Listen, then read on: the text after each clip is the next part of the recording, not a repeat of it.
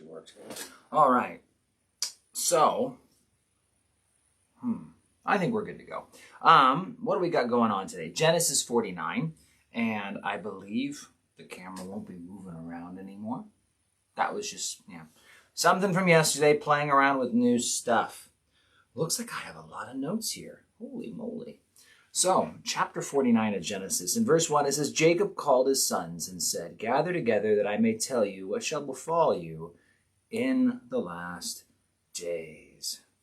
So, here's the first mention of the last days in the Bible, just for what it's worth. Let's see here. Cool. Gather together and hear, you sons of Jacob, and listen to Israel, your father. Kind of like that, right? Sons of Jacob, listen to Israel. And so now, he's going to say to Reuben, verse 3, you are my firstborn, my might, and the beginning of my strength, the excellency of dignity and the excellency of power. Unstable as water, you shall not excel, because you went up to your father's bed, and then you defiled it. He went up to my couch. So, this is referring back to Genesis 35, where Reuben ends up sleeping with one of his concubines. So that's a big no-no, which essentially he slept with one of his brother's mothers. So, now, interesting that Reuben, the firstborn, is also one of the first to opt to settle outside of the promised land. And so, we see a lot of stuff with Reuben, but he was the firstborn and there were some issues. And there was good sides too. He was the one who tried to protect Joseph when they were going to kill him. And so, there we have Reuben. Next, Simeon and Levi. They get bunched together. Our brothers, instruments of cruelty. Let not my soul enter their counsel. Let not my honor be united to their assembly. For in their anger they slew a man, and in their self-will they hamstrung an ox. Cursed be their anger, for it is fierce, and their wrath, for it is cruel. I will divide them in Jacob, and scatter them in Israel. So, something about these two brothers, Simeon and Levi, the second and third born.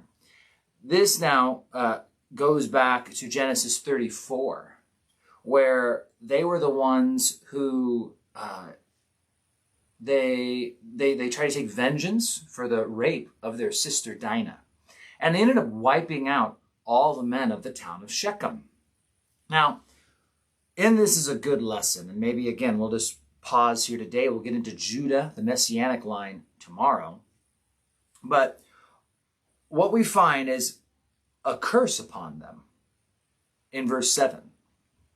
I will divide them in Jacob and scatter them in Israel. I write down in my notes here a note that in Numbers 26:14, by that time Simeon becomes the smallest tribe. It's not even mentioned in Moses' final blessing that closes out the Torah. And it had no specific inheritance in the land. It ends up just being assimilated by Judah. It's funny because we talk about the 10 northern tribes. Well, Simeon was actually in the south. But Simeon just gets sucked up by Judah, and they really never even have a land of their own. And the people of Simeon, since they never ended up with an allotment, they ended up just scattering all over and never really had a place to call home. This was part of the curse that Jacob put on them. Again, I will divide them in Jacob. I will scatter them in Israel. They went all over the place. But what about the other brother? Then there's Levi. Now, Levi, on the other hand, in the book of Genesis, what we find is Moses and Aaron over the tribes of Levi. And when Moses goes up on the mountain, Exodus 32, and gets the 10 Commandments. And then they hear the sound of the partying down in the camp. Here is all of Israel having a drunken orgy, worshiping a golden calf. Except for Levi. Levi made a good choice. And Levi, took their sword and they slew 3,000 men that day. Now, here's the catch. The curse. They were going to be scattered. But through later obedience, that curse turned into a blessing. Because the Levites would not have an inheritance either. They would have no land dedicated to the Levites because they became the priestly tribe. And the priests and the rest of the Levites, which were like servants or deacons or whatever you want to call them, in the priesthood, they served the priests, they helped out. That whole group, they were scattered throughout all of Israel so that they could teach the people of Israel and bless the people of Israel. And so the Levites had a special blessing. And so here's the catch for us, is that we can make some bad choices. And when we make those bad choices, there may be consequences.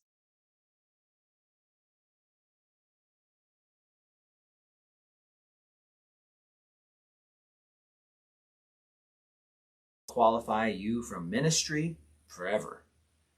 It's a consequence. And God knows how that all plays out. But the emphasis is that there's a consequence. And sometimes the consequence is unavoidable. And yet, God can turn the consequence, the curse, into a blessing. Simeon ended up being scattered and became kind of a bunch of nobodies. Levi became the priestly tribe. And so while they were still scattered, there was a blessing there. God could pull you out of something, and you might never be able to return to it. It doesn't mean he can't use you somewhere else in some other way. So, this is one of those fun things about obedience, is that it's never too late to just start obeying. And if the door is still open to go back to what you used to do or to restore that which you messed up, then that's what you're supposed to do.